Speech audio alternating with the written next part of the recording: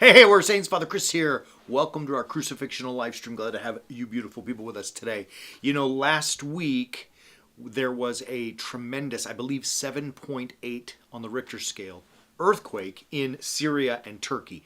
And last I saw, I'm sure the numbers have even risen, but the last I saw, over 7,000 people died. I mean, the whole place, if you see these images of just, mass destruction. Even I grew up in Los Angeles and we had many large earthquakes, but we are in LA, they anticipate that, they build for it. In Syria and Turkey, I don't know that they are able to build, their buildings that are somehow earthquake proof, and it's unbelievable. You even see this image Greg's going to throw up there. There's a church in, I believe, the city of Antioch, which was Syria and has been consumed by Turkey. The whole front of the church was just shaved off. I mean, like, totally chaotic.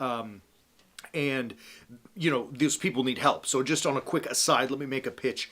If you are wanting to help, you can support the Antiochian Patriarchate of Antioch, the Patriarchate of Antioch. Visit antiochian.org. You'll see the website on your screen. And on there is, I believe it's even in the header, if you click the main image, it will take you to a box to donate. The Patriarchate is already on the ground, obviously, as it's their home territory, and they are giving out food and water and blankets and shelter and medical supplies. I mean, it happened on this day, and before that day was done, they were on it and had been out there in the field helping all people, any people who needed help. And so if we are able to help them, your generosity really goes a long way, because all of those funds go straight into the support of those people. Earthquakes are not uncommon in our world. As I said, in Los Angeles, I grew up in it. I was in LA during the big one in Northridge. God, I forgot even the year. I was in high school when that happened. It was insane. And earthquakes are often associated with somehow God's destruction, because in Scripture, there often is like when God, He tells us, when I'm coming, you're going to hear of wars and famines and earthquakes, right? And so when these things happen, we tend to say to ourselves, why would God do this, right? Like the question is, what is... some would even say, what is the matter with God that He would use an earthquake to kill all these innocent people, right? Those are natural thoughts where we go to, and I get all of that. Earthquakes, however, are not necessarily an instrument of God's wrath and destruction. Now, I don't want to go out there and say that He couldn't do so. He's God, right? But the idea is that God is not found in those destructive voices. There's a beautiful story in 1 Kings, and it's dealing with the prophet Elijah. And he's running from the wicked Jezebel because he has spoken against her and her corruptness, and she's got him on the lam, and he's hiding. And he goes up on this mountain and has an encounter with God. And in this encounter, God is, there's like major destruction, fire and wind and earthquake. I'm going to read it for you in just a moment. But God is not found in any of those things. In 1 Kings chapter 19, verses 11 and 12, we hear the following.